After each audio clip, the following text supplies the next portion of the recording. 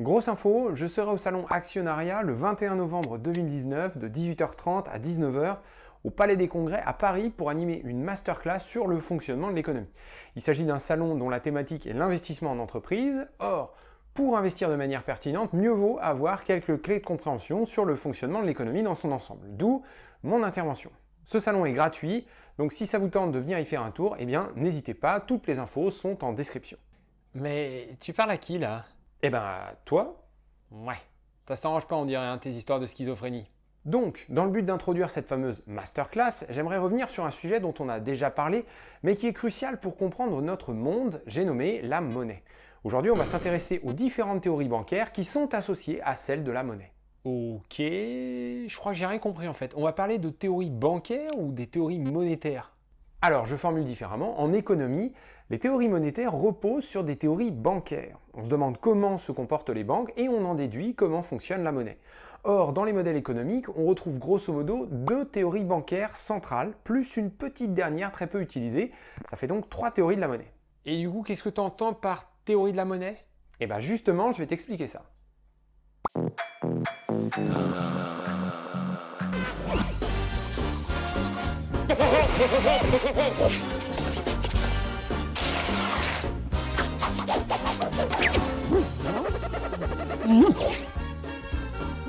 Oh, plus beau que ça, tu meurs.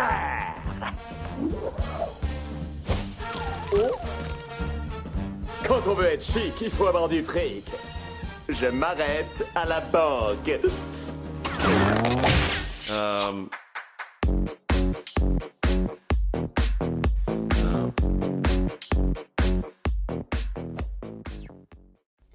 Pour commencer, une petite précision, cette vidéo a pour but de renouveler et de compléter le contenu de deux vieilles vidéos qu'on a déjà faites sur la monnaie. Ok, c'est noté. Donc, les théories de la monnaie à partir des théories bancaires, je sens que ça va me passionner. Déjà, théorie bancaire, je trouve ça marrant. Ça implique que les mecs sont même pas d'accord sur le fonctionnement des banques. C'est un peu plus compliqué que ça, mais tu vas voir. Je commence par une question simple. Est-ce que tu peux me donner une définition de la science économique, s'il te plaît? Tu me fais marcher là, c'est ça? C'est pas du tout une question simple, hein. Il doit y avoir au moins des dizaines de définitions. Ok, c'est vrai, c'était un petit peu une question piège. La définition retenue par la pensée dominante en économie pourrait ressembler à: la science économique cherche à définir la méthode la plus efficace pour utiliser des ressources rares, présentes en quantité limitée. Autrement dit, on a 3 bouts de bois, 6 asperges, 4 bonshommes et 27 morceaux de fromage, et on cherche à définir une méthode de répartition qui va permettre la meilleure utilisation possible de ces ressources. Ok, donc définis meilleure utilisation possible. C'est quoi le critère qui permet de savoir si telle méthode est plus efficace que telle autre? Les richesses produites. On cherche la méthode qui permet de créer le plus de richesses possible. Dans nos économies, l'indicateur qui permet de mesurer ces richesses, c'est le PIB. Donc, l'une des définitions de la science économique, c'est comment à partir d'un stock de ressources prédéfini, on peut réussir à faire le plus de PIB possible. Et la réponse c'est une économie capitaliste. Oui, c'est compliqué. Disons qu'en gros, l'idée dominante, c'est de créer un marché pour chacune des ressources dont l'humanité a besoin. Donc on prend par exemple les vis à bois cruciformes de 12 mm en inox, ça c'est une ressource présente en quantité limitée. On met d'un côté ceux qui la produisent, les offreurs, et de l'autre ceux qui en ont besoin, les demandeurs. On laisse tout ce petit monde se faire concurrence et négocier entre eux pour fixer le prix des vis, et paf, Ça fait des chocs à pic. oh non, pas la blague sur les chocs à pic. Ah non. Non, on l'a trop faite celle-là. Ok. Donc ça fait que les lois de l'offre et de la demande et de la concurrence permettent, grâce au marché, de trouver le bon prix des vis. Et en plus, ce prix est optimal, on dit aussi que c'est un prix d'équilibre. Les offreurs vont produire pile poil ce dont les demandeurs ont besoin. Et en plus, les vis ne seront ni trop ni pas assez utilisées par rapport à d'autres ressources similaires. Bon, je te passe les détails techniques, tout ça se démontre mathématiquement et repose sur des hypothèses très précises et aussi complètement irréalistes. Enfin bon, c'est l'idée, quoi. Ok, donc le marché des vis permet de trouver le juste prix qui permet au PIB d'être maximal. C'est ça. Les économistes distinguent deux types de ressources. Le travail d'un côté, fourni par des hommes et des femmes qu'il faut embaucher dans des entreprises et rémunérer via un salaire, et le capital qui regroupe toutes, absolument toutes les autres ressources. Donc des vis. Oui, Et des asperges. oui, Et des morceaux de fromage. et la monnaie. Ah. La monnaie est l'une des nombreuses formes que peut prendre le capital. Comme pour n'importe quelle autre ressource, il est supposé qu'il existe une certaine quantité de monnaie à disposition de l'économie et que son marché doit permettre, via la confrontation des offreurs et des demandeurs et de la concurrence, de trouver le juste prix qui permet sa meilleure utilisation possible. Le prix de la monnaie? Oui, le prix de la monnaie, c'est le taux d'intérêt. Les offreurs, les épargnants, prêtent leur monnaie aux demandeurs, les emprunteurs, qui doivent payer un certain taux d'intérêt pour y avoir accès. Les épargnants comme les emprunteurs peuvent être n'importe qui, des particuliers, des entreprises ou des États. Et afin de faire se rencontrer offreurs et demandeurs, il faut des intermédiaires que l'on appelle investisseurs. Ces investisseurs, ce sont, pour simplifier, soit des banques, soit des acteurs sur les marchés financiers. Ok, donc moi, quand j'épargne mes sous, je dépose mon argent à la banque, du coup, après, c'est elle qui se charge de trouver les emprunteurs, donc la banque investit mes sous. Voilà. Et pour les marchés financiers? C'est pareil, sauf qu'il faut faire la démarche de confier son argent à un fonds d'investissement qui lui-même entrera en interaction avec de nombreux autres acteurs des marchés financiers, notamment des banques d'investissement.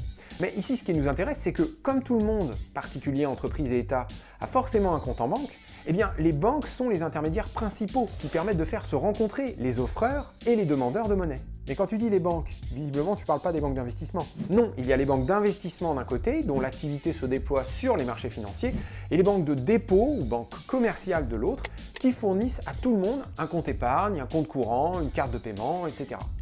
Et alors donc, genre BNP Paribas ou Société Générale, c'est des banques de quoi? Parce que dans ma tête, leurs logos sont à la fois dans les marchés financiers et sur les cartes de crédit de tout le monde. Oui, on parle de banque universelle parce qu'elle cumule les rôles, mais aujourd'hui, on va s'intéresser uniquement aux filiales banques de dépôt. Ok, donc les banques de dépôt sont des intermédiaires entre les épargnants et les emprunteurs. Et c'est donc notre théorie numéro 1 que l'on nomme la théorie de l'intermédiation financière.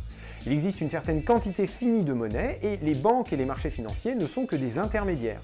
Les prix des actifs financiers et les taux d'intérêt fluctuent librement pour permettre l'allocation, par le biais de la rencontre de l'offre et de la demande et de la concurrence, d'une ressource monétaire rare par essence, puisque présente en quantité finie. Cette théorie est utilisée pour justifier des politiques conservatrices, puisque d'après elle, seule l'épargne peut financer l'investissement, créateur de richesse. Ainsi, si l'État s'endette toujours plus, il prélève une partie toujours plus importante d'une ressource rare, qui pourrait être mieux utilisée par un acteur privé plus productif.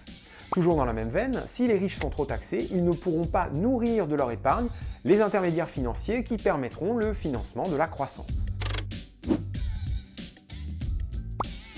D'accord. Ça me semble pas être le modèle le plus abouti qui puisse être, je me trompe? Effectivement, on peut aller un peu plus loin. Notre première théorie des banques et de la monnaie ne répond pas à la question suivante. D'où vient la monnaie? Qui la fabrique? Et comment sa quantité est-elle définie? Allez, je me lance, je fais semblant que je sais pas. La monnaie est fabriquée par la planche à billets détenue par les gouvernements. Non, la présence d'une planche à billets publique est aujourd'hui un concept dépassé. Alors attention, il ne s'agit pas d'un jugement de valeur, Je ne dis pas que les États ne devraient pas avoir accès à la planche à billets, je dis simplement que les gouvernements n'ont quasiment plus de contrôle direct sur leur planche à billets. Aujourd'hui, dans tous les pays riches, la création monétaire officielle est contrôlée par des banques centrales, plus ou moins indépendantes du pouvoir politique. Et pour info, la banque centrale la plus indépendante de toutes, c'est la Banque centrale européenne. Ok, donc ça c'est la théorie numéro 2. Les banques centrales créent la monnaie et les banques de dépôt sont des intermédiaires. Presque. Les banques centrales créent la monnaie et les banques de dépôt la multiplient. C'est la théorie dite des réserves fractionnaires. Multiplication de la monnaie. Donc les banques seraient des genres de Jésus de la monnaie. Exactement. Voilà comment ça marche. T'as capté la blague ou pas? Multiplication des pains, multiplication de la monnaie, Jésus de la monnaie. Allez, reste concentré. Tu pourras au moins esquisser un sourire. Donc, comment ça marche? Au début de l'histoire, une banque centrale injecte de la monnaie dans l'économie. Disons par exemple ici 100 €. Comment? De quoi? Comment elle injecte de la monnaie dans l'économie? Par quel mécanisme? Ah, soit par l'achat de quelque chose, genre la banque centrale achète un produit financier, soit par le biais d'un prêt, genre la banque centrale prête X millions d'euros à une banque par exemple. Techniquement, les banques centrales peuvent faire à peu près ce qu'elles veulent. Elles pourraient financer des entreprises, des particuliers ou même des États directement par le biais de prêts ou d'achats. Genre la banque centrale achèterait mon vieux bonnet avec de la nouvelle monnaie. Oui, techniquement, ça pose aucun problème. Après, juridiquement, les banques centrales doivent quand même suivre des règles. Concrètement, c'est plutôt la méthode des crédits adressés aux banques qui est préférée pour les injections monétaires. Sauf dans le cas du quantitative easing, où les banques centrales achètent des actifs financiers aux fonds d'investissement et aux banques. Mais bref, pour notre exemple, la méthode d'injection n'a pas vraiment d'importance. Donc, disons que les 100 € atterrissent entre les mains de Michel, qui s'empresse d'aller les déposer à sa banque. Il faut bien comprendre qu'au moment où Michel confie ses 100 € à sa banque, il abandonne la propriété de son argent. La banque devient propriétaire des 100 € et Michel devient propriétaire d'un compte en banque sur lequel il est inscrit que la banque lui doit 100 €. Attends, quoi? Je suis pas propriétaire de l'argent qui est sur mon compte? Eh ben non, parce qu'il n'y a pas d'argent, pas de monnaie plus exactement sur ton compte. Le montant qui est inscrit correspond simplement à ce que la banque te doit. Si tu en fais la demande, la banque doit mettre à ta disposition une quantité de monnaie qui correspond au montant inscrit sur ton compte. Si elle ne peut pas le faire, elle est dite en situation d'illiquidité, ce qui n'est rien d'autre que l'une des deux formes que peut prendre la faillite. Ah ouais, j'avais jamais compris ça comme ça. Je continue mon histoire. La banque, désormais propriétaire des 100 € de Michel, va se servir de cette monnaie pour réaliser des crédits. Mais la Banque centrale lui impose de conserver un certain pourcentage de la somme déposée par Michel. C'est ce qu'on appelle le taux de réserve obligatoire. En zone euro, ce taux est fixé à 1%. Ça veut dire que la banque ne peut prêter que 99% des 100 € déposés par Michel. Admettons donc que Jackie emprunte les 99 € que la banque peut prêter pour les dépenser dans le magasin de Simone. Simone, désormais propriétaire des 99 €, s'empresse d'aller les déposer à sa banque. La banque numéro 2 est donc désormais propriétaire des 99 €.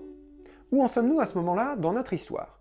Michel et Simone ont tous les deux un compte en banque sur lesquels sont respectivement inscrits les sommes de 100 et 99 €. Autrement dit, le pouvoir d'achat combiné de Michel et de Simone est de 199 €. Pourtant, la quantité de vraie monnaie disponible n'est que de 100 €. Donc les banques n'ont pas vraiment créé de la monnaie. Elles n'ont créé qu'un potentiel théorique de pouvoir d'achat. Michel et Simone pensent tous les deux qu'ils peuvent dépenser la totalité du montant affiché sur leur compte, alors qu'en fait, la somme de leurs dépenses ne peut pas être supérieure à 100 €. Alors c'est ce qui semble pour le moment, mais l'histoire n'est pas terminée. La banque numéro 2 doit garder 1% des 99 € qu'elle possède, ce qui lui permet de prêter 98,01 € à Jean-Luc pour qu'il fasse ses emplettes dans le magasin de Nathalie. Nathalie qui s'empresse de déposer les 98,01 € à sa banque. Bon, ça, je crois que j'ai compris le mécanisme. À chaque fois, la banque garde 1% en réserve et prête le reste. Si on répète l'opération autant de fois que possible, on trouve qu'en faisant la somme des montants inscrits sur les comptes de tout le monde, le pouvoir d'achat potentiel de la population est de pas loin de 10 000 €. Alors que pourtant, si on fait la somme du vrai argent disponible, celui que les banques ont gardé en réserve à chaque fois, on tombe sur 100 € uniquement. Donc, la Banque centrale a créé 100 € et les banques commerciales ont créé 9 640 €. Elles ont multiplié la monnaie un peu comme Jésus avec le pain. C'est cool, tu fais le boulot à ma place en fait. Sauf que les pains que Jésus a multipliés, les gens ils pouvaient les manger. Alors que là, c'est de l'argent théorique. En réalité, il n'y a que 100 € utilisables sur les 9 740. Eh ben non, pas du tout. Les 9 740 € sont en grande partie utilisables. Heureusement d'ailleurs. Mais je t'expliquerai pourquoi un peu plus loin. Ce qu'il faut retenir de cette deuxième théorie des banques et de la monnaie, c'est que la quantité de monnaie injectée dans l'économie par la Banque centrale et le taux de réserve obligatoire, lui aussi fixé par la Banque centrale, détermine la quantité de monnaie effectivement disponible pour les échanges dans l'économie réelle. Autrement dit, la Banque centrale contrôle parfaitement la quantité de monnaie qui circule dans l'économie. Donc, les banques restent des intermédiaires. Et comme la Banque centrale contrôle la quantité de monnaie dans l'économie, la ressource reste rare. C'est pas hyper différent de la théorie numéro 1 finalement. Effectivement, dans cette deuxième théorie, les banques sont à nouveau passives. Elles ne sont que des intermédiaires manipulés par la volonté toute puissante de la Banque centrale, qui contrôle parfaitement la quantité de monnaie disponible dans l'économie. La monnaie reste rare et le rôle des marchés et de la concurrence demeure crucial dans l'allocation de la ressource. Cette théorie dite des réserves fractionnaires est utilisée dans encore pas mal de modèles économiques. Elle permet notamment de justifier que l'on ne doit surtout pas permettre au gouvernement d'avoir accès à la planche à billets pour financer leur déficit public, car il ne ferait que créer de l'inflation. Plutôt que de donner le contrôle de la masse monétaire à un pouvoir politique bourré de travers démagogiques et électoralistes, mieux vaut laisser la gestion de la masse monétaire à une institution technicienne qui sait ce qu'elle fait, j'ai nommé une banque centrale. Sauf que, la théorie est fausse, non ? Ben, disons que les faits ne lui donnent pas raison. La corrélation entre création monétaire par la Banque centrale et masse monétaire ne fonctionne pas du tout quand on regarde les données empiriques. On peut le voir sur ce graphique, qui te montre le ratio entre la quantité de monnaie injectée par la Banque centrale et les montants enregistrés sur les comptes en banque des agents économiques.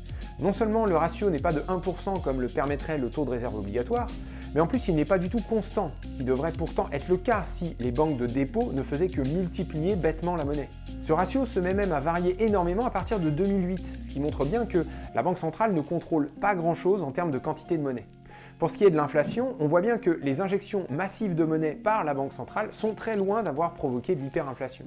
Donc l'histoire d'une maîtrise de l'inflation par le biais d'un contrôle de la masse monétaire par une banque centrale indépendante qui fixe un taux de réserve obligatoire et qui manipule les banques de dépôt pour qu'elles multiplient la monnaie, c'est une belle histoire, mais ça passe pas le test de la réalité. Ok, alors, pourquoi c'est faux tout ce bordel ? Les deux principales erreurs de la théorie des réserves fractionnaires, c'est d'abord qu'elle part du principe que seule la monnaie émise par la Banque centrale peut être prêtée aux clients des banques, et que le phénomène de la création monétaire s'explique par le biais d'une chaîne de crédit et de dépôt à la base de laquelle se trouverait la banque centrale, comme si les banques se suivaient les unes après les autres dans une cascade de causes et de conséquences. Mais la réalité est tout autre. La monnaie prêtée par les banques n'est pas émise par la banque centrale, et l'organisation des banques de dépôt ne forme pas une chaîne, mais un réseau. Ok, et ça change les choses? Complètement. Imagine que Michel fasse une demande de crédit de 100 € auprès de la BNP. La théorie des réserves fractionnaires voudrait nous faire croire que Michel ne peut obtenir son prêt qu'une fois que la BNP a obtenu la monnaie auprès de la banque centrale. Mais c'est faux. Michel obtient son prêt quand la BNP décide de créditer son compte. Ce n'est qu'une fois que Michel voudra dépenser ces 100 € que la BNP devra obtenir la monnaie auprès de la banque centrale. Autrement dit, le montant crédité sur le compte de Michel correspond, du point de vue de la BNP, à une promesse de mise à disposition. Ce n'est pas vraiment une dette car il ne s'agit pas de tenir une promesse consistant à rendre à Michel de la monnaie qu'il aurait prêtée à la BNP, mais comptablement c'est quand même un genre de dette parce qu'il s'agit d'une promesse, d'un engagement contractuel, pour le moment non rempli. D'accord, c'est une promesse. Je vois pas la différence avec les réserves fractionnaires en fait. La BNP prend un risque si elle ne demande pas l'aval de la banque centrale avant de valider la promesse faite à Michel. À moins que ce soit une histoire de chantage. La BNP met la banque centrale devant le fait accompli parce qu'elle est too big to fail. Non, c'est moins machiavélique et beaucoup plus simple que ça. La question c'est, quand est-ce que la BNP devra tenir sa promesse auprès de Michel? Quand est-ce qu'elle devra lui verser les 100 €? Ben, quand il les dépensera. Non, elle ne devra les lui verser que s'il décide de les retirer au distributeur de billets. Là, il faudra trouver les 100 €, donc s'endetter auprès de la banque centrale. Mais si Michel décide de faire un virement de 100 € sur le compte de Jean-Luc, parce qu'il vient juste de lui acheter un truc dans son magasin, qui lui-même est à la BNP, alors tout va bien. La promesse envers Michel se transforme en une promesse envers Jean-Luc. Une transition vient d'être réalisée, une richesse a changé de main, du PIB vient d'être enregistré et pourtant, il n'y a pas eu besoin de vraie monnaie. Juste une promesse de la BNP qui, depuis le compte de Michel, est passée sur celui de Jean-Luc. Ah, c'est pour ça qu'il n'y a pas besoin de contacter la banque centrale avant de faire crédit.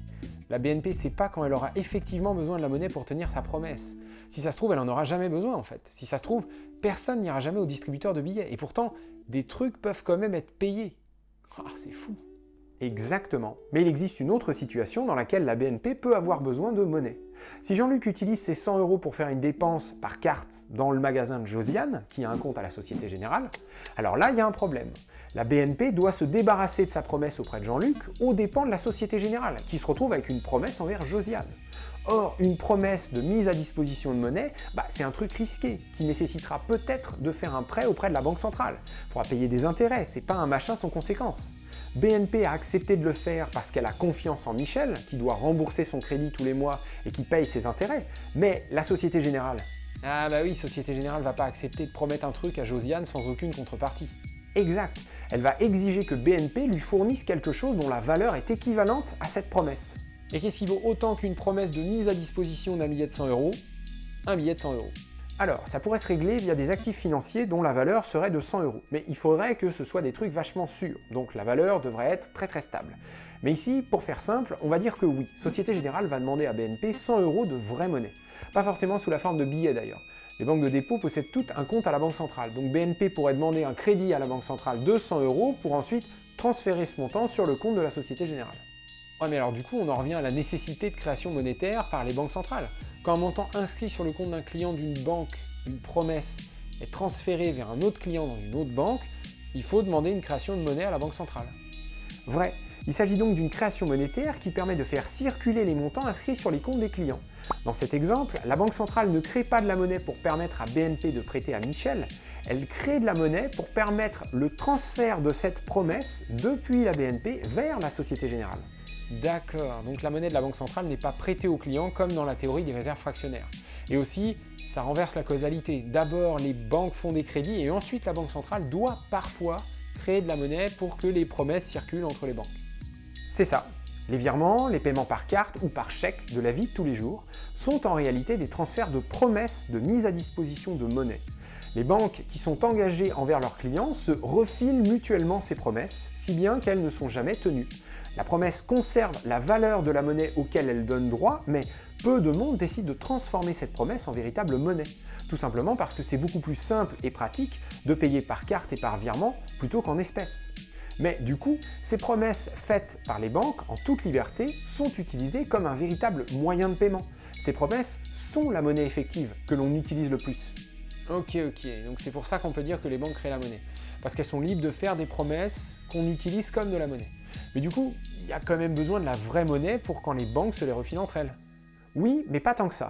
Parce que quand 100 € de promesses sont transférés depuis la BNP vers la Société Générale, et que par le biais des dépenses de la vie de tous les jours, 90 € de promesses sont transférés dans l'autre sens, depuis la Société Générale vers la BNP, eh bien la différence n'est que de 10 €. Donc il n'y a besoin de demander une création monétaire que de 10 € à la Banque centrale, plus 90 centimes si on ajoute l'obligation de réserve obligatoire. Alors que pourtant 190 € ont changé de main. Ah ouais, donc ça répond à ma question de tout à l'heure. Les banques créent bien un véritable pouvoir d'achat utilisable. Exactement. Finalement, du point de vue d'une banque de dépôt, la véritable monnaie de la Banque centrale ne sert que lorsque ses clients, parce qu'ils veulent des espèces, se rendent au distributeur de billets et quand elle a besoin de transférer vers une autre banque une quantité de promesses supérieure à ce que cette même banque lui envoie. Parce qu'aucune banque ne peut jamais savoir quels seront les montants des flux de promesses entrant et sortant, elle ne peut jamais savoir de combien elle va avoir besoin, ce qui la force à mettre la Banque centrale devant le fait accompli. Et la Banque centrale a accepté de créer autant de monnaie que nécessaire, sans quoi c'est la circulation des montants inscrits sur les comptes en banque de la population qui ne fonctionne plus. Ici, les banques ne multiplient rien, elles créent librement autant de promesses qu'elles le souhaitent.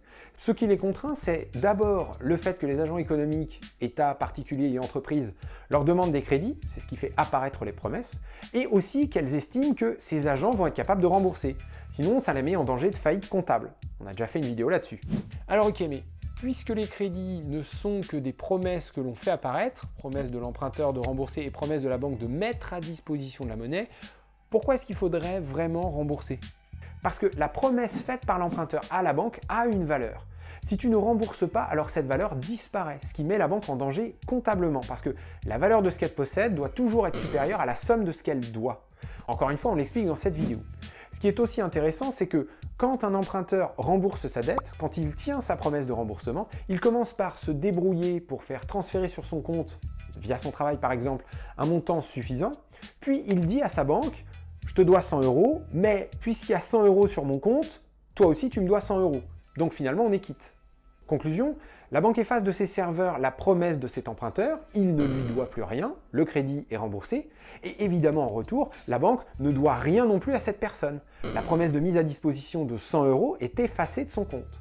Donc les crédits font apparaître les promesses qui, quand on les transfère, permettent un véritable pouvoir d'achat, mais le remboursement de ces promesses par les emprunteurs provoque leur disparition. Crédit bancaire égale création monétaire, mais remboursement égale destruction monétaire. Cette théorie de la monnaie, qu'on appelle la théorie de la création monétaire par le crédit, comme pour les deux précédentes, ne date pas d'hier. On en retrouve la trace dans les écrits de Joseph Schumpeter en 1912, et on peut même remonter jusqu'en 1856 avec Henry Dunning MacLeod. Pourtant, c'est seulement très récemment, à cause de la crise de 2008 et de l'évidente incapacité de la théorie des réserves fractionnaires à décrire la réalité, que les économistes orthodoxes se sont petit à petit, et attention ici on parle d'un début de commencement de trempage d'orteils, mis à accepter la théorie de la création monétaire par le crédit. Il existe aussi deux rapports écrits par la Bank of England et par la Bundesbank, que je t'ai mis en description, qui valident cette théorie comme étant celle qui correspond le mieux à la réalité.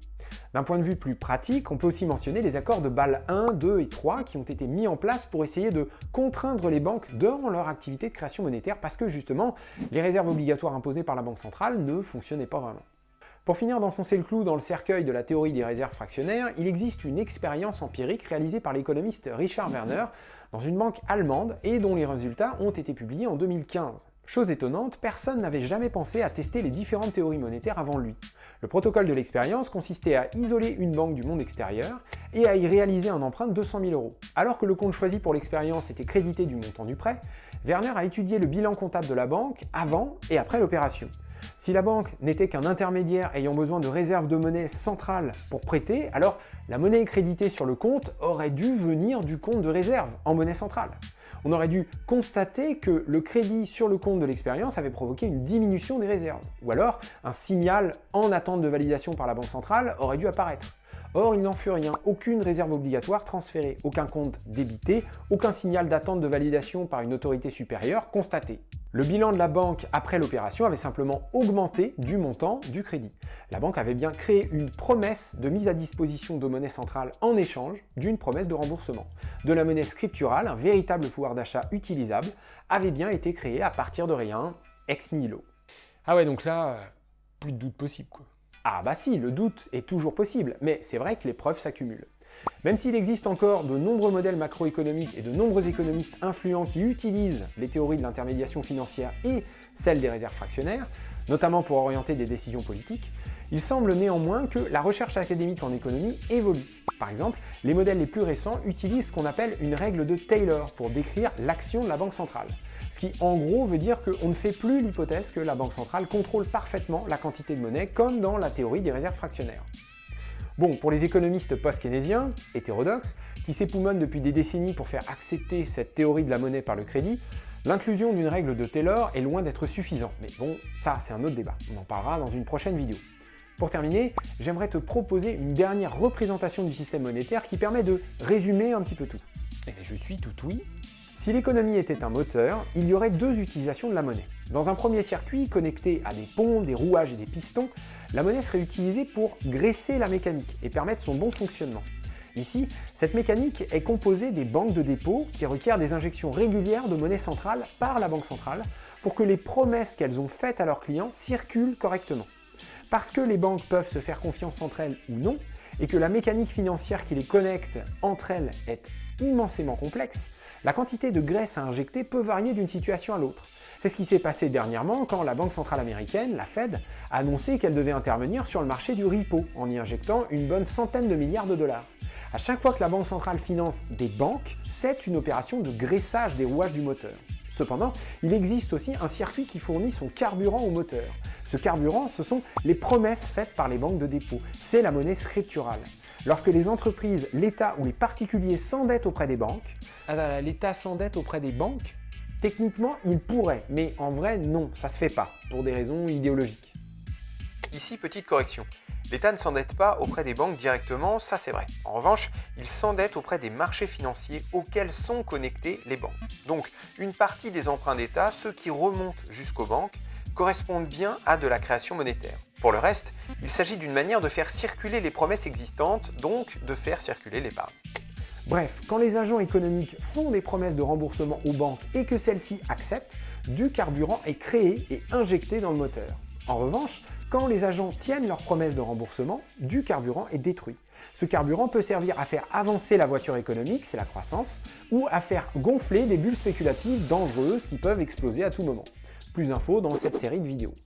Donc, ce sont bien les banques de dépôt qui, indépendamment et librement, fabriquent la grande majorité du carburant et qui, en fonction des crédits qu'elles acceptent ou refusent, orientent son utilisation. Mais la Banque centrale n'intervient pas que au niveau du système de graissage, elle peut aussi injecter du carburant. En effet, dès qu'elle oriente sa planche à billets vers des acteurs autres que des banques de dépôt, elle se connecte au système d'injection de carburant et pas à celui de lubrification. Donc la partie du quantitative easing qui est orientée vers des entreprises et des fonds d'investissement, c'est du carburant. Mais le refinancement des banques de dépôt, c'est du graissage. À chaque fois que tu entends parler d'une action de la Banque centrale, il faut bien que tu te demandes à qui est destinée la monnaie créée pour savoir si on parle de carburant ou de graissage. Ok, je suis pas sûr que ça va parler à tout le monde, mais bel effort d'analogie. Bon, j'ai pas mal transpiré dans cet épisode, j'espère qu'on a fini. Ouais, c'est le moment de résumer tout ce qu'on vient de raconter. Il existe 3 grandes théories du rôle de l'activité des banques, et donc 3 grandes théories de la monnaie. La première dit simplement qu'il existe une quantité finie de monnaie et que les banques, comme les fonds d'investissement, sont de simples intermédiaires entre les épargnants qui y font des dépôts et les emprunteurs qui y font des crédits. On parle de la théorie de l'intermédiation financière. Selon cette théorie, l'investissement ne peut être financé que par l'épargne et la monnaie est une ressource rare que seuls des marchés, via la mécanique de l'offre et de la demande et de la concurrence, peuvent allouer efficacement. La deuxième théorie va un peu plus loin en expliquant que la Banque centrale injecte une certaine quantité de monnaie dans l'économie qui est ensuite multipliée par les banques via le jeu des dépôts et des crédits successifs. Dans cette théorie, dite des réserves fractionnaires, on fait la distinction entre la monnaie injectée par la banque centrale, la monnaie centrale, et les montants inscrits sur les comptes en banque des épargnants, la monnaie scripturale. Cependant, les banques restent de simples intermédiaires soumis au bon vouloir de la banque centrale. En effet, celle-ci fixe un taux de réserve obligatoire qui contraint les banques dans les montants qu'elles peuvent prêter et initie la réaction de multiplication de la monnaie via l'injection d'un montant initial. La théorie de l'intermédiation et celle des réserves fractionnaires mènent à l'élaboration de modèles macroéconomiques qui tombent d'accord sur le fait que la monnaie est une ressource rare, qui doit être répartie de la meilleure manière possible via un marché de l'offre et de la demande et via la concurrence. En effet, dans les deux cas, la quantité de monnaie est fixe ou fixée par un agent extérieur. Comme avec n'importe quelle autre ressource rare, peu importe qui organise la rareté de la ressource, la nature ou la banque centrale, les agents économiques doivent s'organiser en fonction de ce qui est disponible. Cependant, notamment depuis les injections massives de monnaie par les banques centrales à partir de 2008, qui n'ont provoqué ni inflation ni multiplication de la monnaie, il devient difficile de continuer de regarder la théorie des réserves fractionnaires comme représentative de ce qui se passe en réalité. En effet, les preuves que la quantité de monnaie n'est ni fixe ni fixée par la banque centrale s'accumulent.